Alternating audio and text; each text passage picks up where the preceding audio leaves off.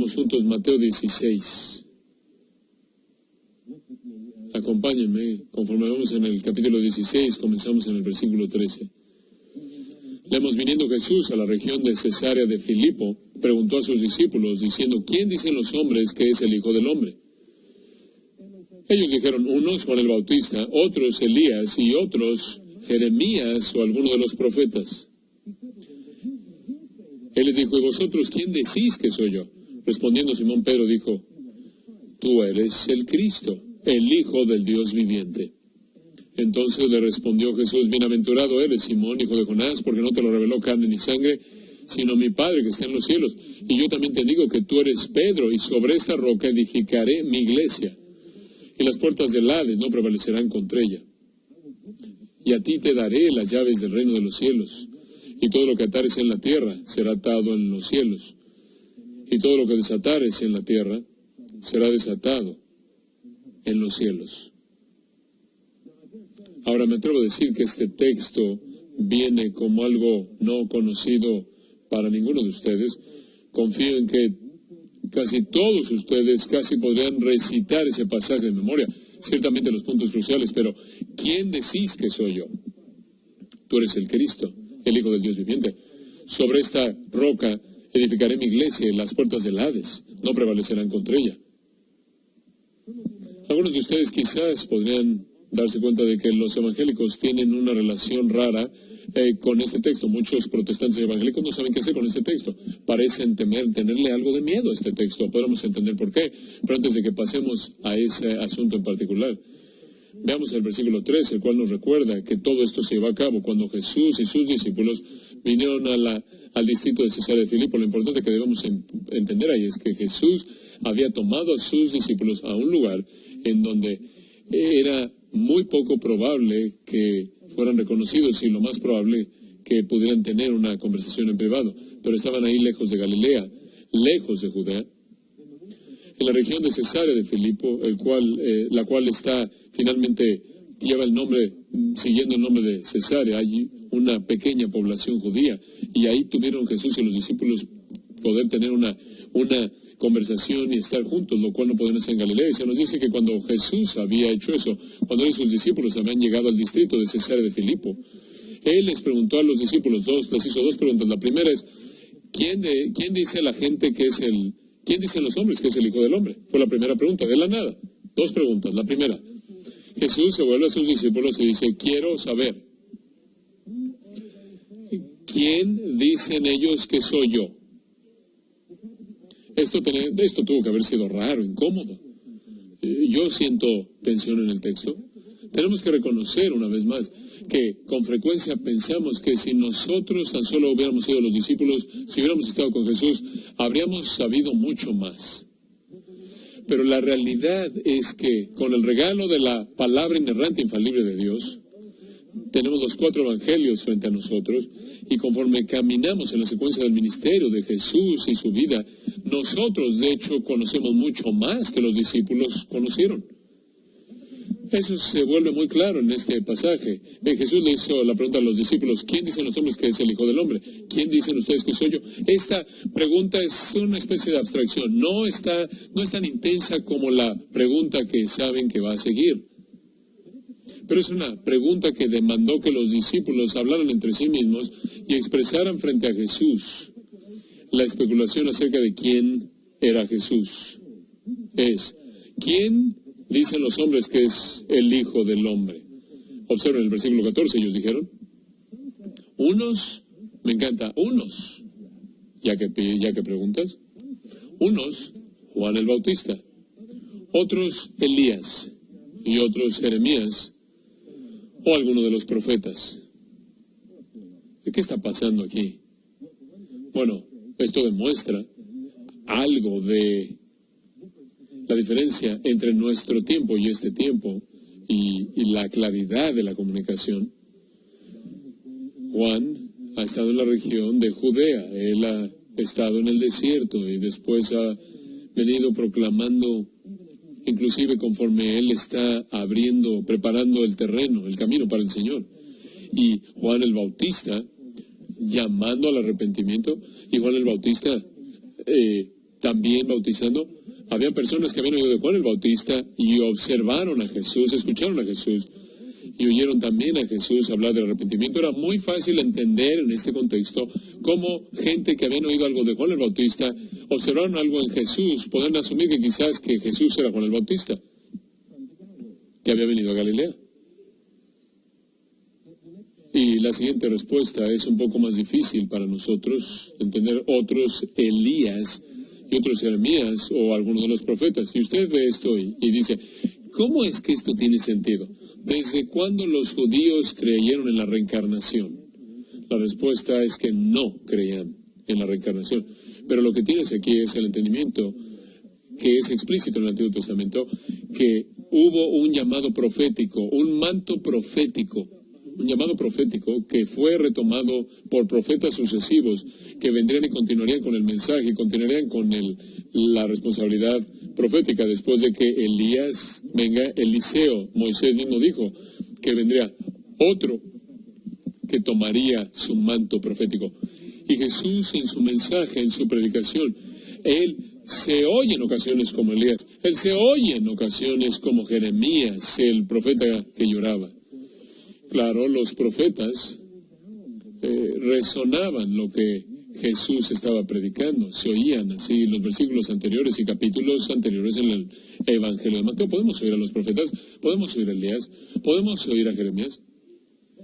Y claro, Elías también hace referencia al hecho de que hubo una cantidad tremenda de expectativa, de nuevo, en base a la evidencia escritural, de que la venida del Mesías será precedida por la predicación de Elías. Entonces usted puede entender la confusión, pero es confusión. Podemos entender las respuestas múltiples, pues simplemente apunta a la necesidad de aclarar quién es Jesús. Y de nuevo, nosotros tendemos a pensar que si hubiéramos estado ahí, en este momento, habríamos conocido la respuesta correcta. Pero la realidad es que no la habremos conocido.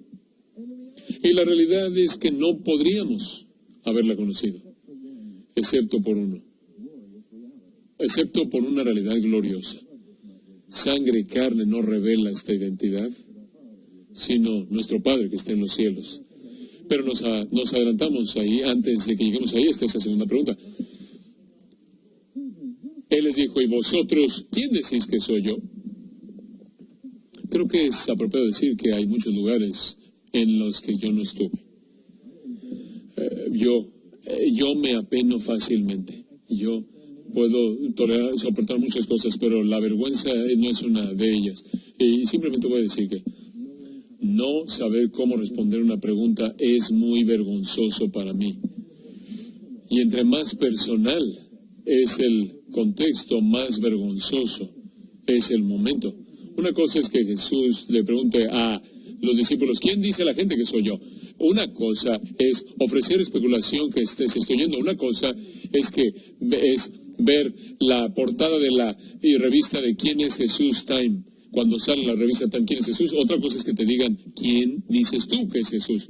Simplemente siéntelo por un momento este pasaje. Pero, ¿quién dices tú? Los 12, ustedes los 12. ¿Quién dicen ustedes que soy yo? Alguien va a tener que responder. Respondiendo, Simón Pedro dijo, tú eres el Cristo, el Hijo del Dios viviente. ¿Oyó usted eso? En primer lugar, Simón Pedro, un nombre que en este contexto siempre va a tener sentido conforme se desarrolla el pasaje, responde la pregunta. Ya conocemos a Simón y lo conocemos mejor a Simón Pedro. Ya sabemos que él está entre los más activos de los discípulos. Sabemos que entre los 12 él ya ha demostrado algo de liderazgo. Sabemos que entre los 12 él ya está entre los más explosivos. También sabemos y sabremos la totalidad de los evangelios juntos, que entre los 12 él es el más impetuoso. Entre los 12 él es el más, y no es que el más impulsivo. No sé qué combinación de esos atributos se unió en este momento, pero sé que no es primordialmente acerca de Simón Pedro. Su respuesta es extremadamente corta, es económica en sus palabras, se va al punto, va al fondo. No hay especulación, he oído y hemos estado razonando. Mis profesores de teología sistemática dicen esto. Estuve en la escuela bíblica de vacaciones. No, tú eres Cristo. Tú eres el Cristo. Esto es sorprendente. Es sorprendente porque lo que Pedro está diciendo es que Jesús de Nazaret es el rey que va a gobernar para siempre en el trono de David, que él en sí mismo es el elegido, el ungido, quien va a traer cumplimiento total para Israel, quien va a completar las promesas de pacto. Es una afirmación audaz. Si la vemos con demasiada familiaridad, no vamos a entender el riesgo increíble que en este momento está asumiendo Pedro al no identificar correctamente al Mesías. Y esto no es solo un error teológico masivo, sería blasfemia, sería calumnia en contra de Dios, el no identificar correctamente al Mesías o atribuir identidad mesiánica de manera clara a alguien que no es el Mesías. Y Jesús no se ve como el Mesías. No quiero decir en su apariencia física, aunque hay indicaciones que inclusive, como Isaías nos dice, que él no fue atractivo y asombroso en su apariencia. Lo que quiero decir es que las expectativas judías, basadas en parte en las Escrituras y basadas en parte en la conjetura, era que el Mesías será, y se podría reconocer al Mesías como el Mesías, y no solo el pueblo judío sabría que era el Mesías, sino también el opresor Roma sabría que era el Mesías, y la venida del Mesías sería con un restablecimiento político y una venganza, y un restablecimiento de Israel como nación, y eso no parece que está pasando en este momento. De hecho, no están en Jerusalén, no están en Judea, ni siquiera están en Galilea, están en la región de Cesarea, de Filipo. No es obvio en absoluto que el Mesías, el hijo de David, estaría en el área llamada, según Cesarea, en donde las personas, la mayoría de los judíos decentes no se atreverán a ir. Y Jesús lleva a sus discípulos y les dice: ¿quién decís vosotros que soy yo? Tú eres el Cristo. La consolación de Israel, el prometido, el cumplimiento de todo lo que Dios ha prometido en sus promesas de pacto. Israel, tú eres Él, tú eres el que va a reinar en el trono de David como un rey más grande que David, y va a reinar eternamente. Obviamente. Pero Él sigue. Él dice: tú eres el Cristo, el Hijo del Dios viviente. Muy bien, cuando ves un texto como este y lo ves en el año 2018, tenemos que hacer algunas preguntas específicas. Una de ellas es: ¿qué es lo que un teólogo liberal hace con esto? Porque tiene que hacer algo con esto. Solo les puedo decir el resumen: no les gusta en absoluto. No les gusta, y de manera particular no les gusta sus traducciones en inglés, los cuales, según los liberales, tenemos una falla en traducir el texto. Entonces aquí está el punto. Comenzando en el siglo XVIII, pero particularmente en el siglo XIX, cuando creció el liberalismo teológico, la esencia del liberalismo teológico era rescatar al Jesús espiritualmente significativo del Jesús bíblico. Porque el Jesús bíblico simplemente es persistentemente y de manera rara sobrenatural, lo cual es muy raro para la gente que no cree en lo sobrenatural.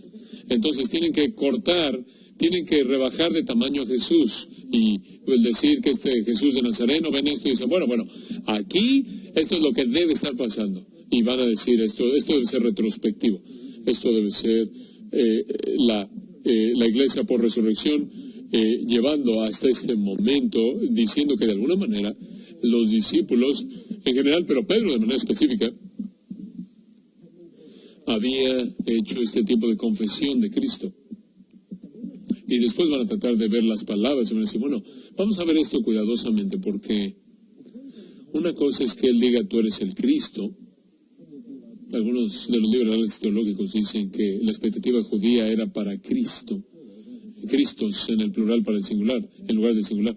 Eso, no te preocupes, no es nada raro aquí, nada raro, sobrenatural, raro de manera sobrenatural. No es lo que se ve. Podemos reducir el tamaño de Jesús y de ser lo que diga, sino más bien era uno de los Cristos, así dicen, y en lugar de ser el Hijo del Dios viviente, eso debe ser que Él es un maestro de favor divino en particular.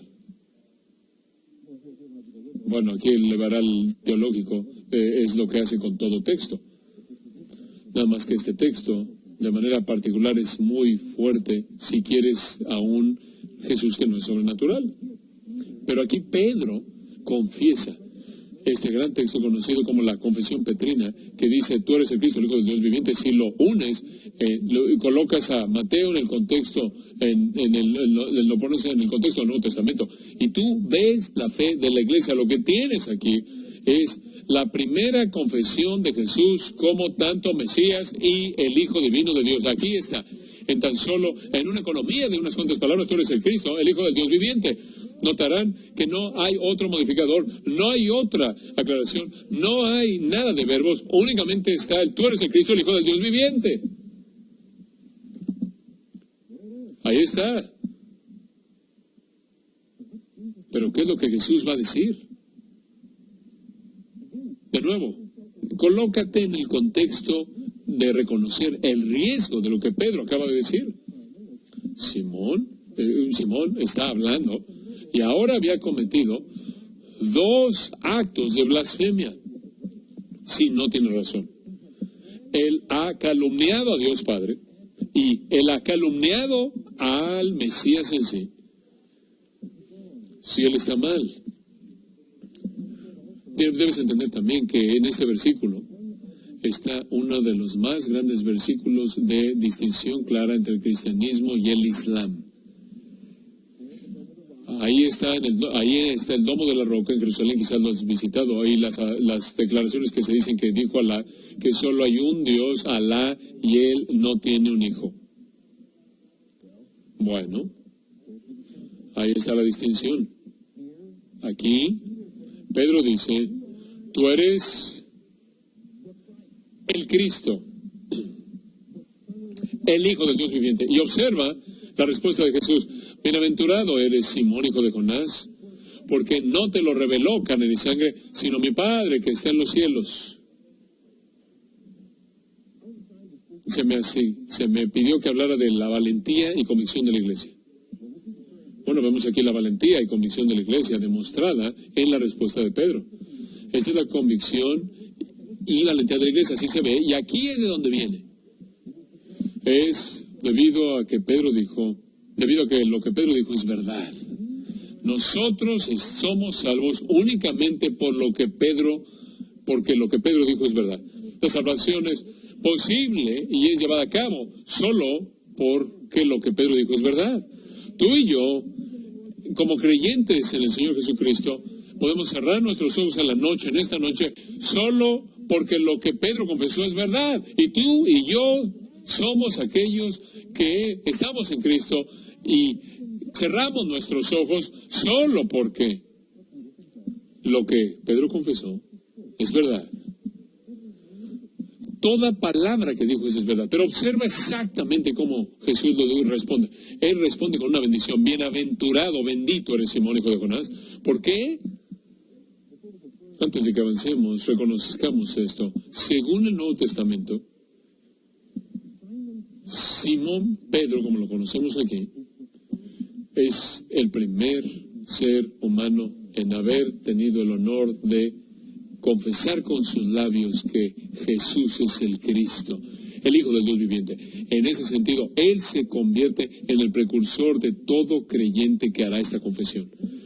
Sus labios esa es la bendición. Bienaventurado eres, Simón, hijo de Jonás. Él es el primer ser humano. Él es el primer hijo de Adán. Él es el primero de todos los redimidos, que tiene el honor de confesar lo que confesamos diariamente en nuestras vidas, lo que cantamos, aun como lo hemos cantado. Amado Señor Jesús, en esta noche, la iglesia hace su confesión de Cristo, el Hijo del Dios viviente, pero lo hacemos detrás de aquellos que han hecho esa confesión antes. Una iglesia que se rastrea hasta los apóstoles. Su confesión se rastrea a uno que tuvo la oportunidad, el honor, el privilegio de ser el primero en confesar aquí a Cristo como el Hijo del Dios viviente. Lo segundo que debemos señalar es que Jesús aclara rápidamente que Pedro, cuyos labios son tan benditos, no inventaron esto. Sí. Bienaventurado eres, Simón, hijo de Jonás, pero no tienes idea de dónde vino eso. Tú no supiste esto hasta que dijiste esto. ¿Alguna vez has tenido ese sentido? He tenido esa experiencia. No hay un predicador, si es honesto, que te has oído al decir cosas que fueron profundamente verdaderas, que no tenías idea que las ibas a decir cuando las dijiste. Y seamos honestos, véame, no me veas aquí como si no supieras de qué estoy hablando. Ustedes saben exactamente de qué estoy hablando. Ves el texto y te has oído decir cosas que, hombre, eso es verdad lo que acabo de decir. Eso es absolutamente sorprendente. Alguien debería predicar eso. Acabo de predicar. No sé cómo se me ocurrió, pero aquí estoy. Es simplemente es algo maravilloso de la predicación. La palabra viva y eficaz de Dios. Si tú lo haces por suficiente tiempo, cosas van a salir de ti que no están en tus notas. Y ni siquiera concebiste en eso. Concebiste la idea hasta que la dijiste. Y la dijiste, hombre, ¿es cierto eso? Sí, yo soy un predicador. Sí, esto es maravilloso. Pueden escucharme a mí mismo con más frecuencia. Pero más vale que escuchemos a Jesús inmediatamente decir, sangre, no te lo reveló carne ni sangre, sino mi Padre que está en los cielos. Tú fuiste enseñado por el Padre. Esto vino del Padre. Si está bien es porque el Espíritu Santo hace que esté bien. Me encanta eso. Bienaventurado eres, Simón, hijo de Jonás, porque no te lo reveló carne ni sangre, sino mi Padre que está en los cielos. Sí, tú tienes toda la razón, pero no es por ti, no salió de ti. Este es el conocimiento revelado, esto es lo que la Iglesia reconoce, que todo lo que conocemos acerca del Evangelio, todo lo que sabemos de Cristo, todo lo que de hecho sabemos de nosotros mismos, todo lo que sabemos del pecado, todo lo que sabemos de la salvación, todo es por el regalo de la revelación divina. No lo hemos entendido por nosotros mismos. Y Pablo, en Romanos 1, así conforme afirma la revelación natural, va a presentar de manera clara que debido a nuestra pecaminosidad, ninguno de nosotros, debido a nuestra pecaminosidad, entenderíamos esto. Por cierto, ¿quién conoce la identidad de Jesús antes de esto? En los evangelios sinópticos. Oh, claro. La Trinidad. Pero, ¿quién en la tierra? Bueno, de hecho, unos pastores que aparecieron ahí brevemente en el Evangelio de Lucas, que también recibieron esta verdad por revelación divina, en ese caso por parte de una hueste angelical, dando gloria a Dios en las alturas y en la tierra paz y buena voluntad para aquellos con quienes Dios está agradado, porque a vosotros os ha nacido este día en la ciudad de David un Salvador, quien es Cristo el Señor. ¿Quién más sabe? Bueno, tienes a dos personas en el templo que saben por lo menos en parte que esta es la consolación de Israel, pero no hay un entendimiento real aún de la deidad, de la divinidad de Cristo, por lo menos en lo que dicen. ¿Quién sabe quién es Jesús? Lo que es interesante, los demonios saben quién es. Saben que Pedro es el primer humano que confiesa que Él es el Cristo, el Hijo del Dios viviente, pero Él no es la primera voz que confiesa a Jesús como Cristo, el Hijo del Dios viviente, porque de hecho hay demonios que ya han dicho, ¿sabemos quién eres, Jesús? Pedro es el primer ser humano y lo pudo hacer por el regalo de la revelación divina. Esto es profundamente humillante, esto nos anima, pero es profundamente humillante reconocer que todo lo que sabemos que es verdad, todo lo que sabemos que lleva a la salvación, todo lo que sabemos que es revelado en las Escrituras, viene a nosotros totalmente como regalo de Dios. No somos inteligentes, somos bendecidos. Y por la predicación de la palabra de Dios, las congregaciones que nos oyen no son inteligentes, sino conforme oyen la palabra de Dios, son bendecidas.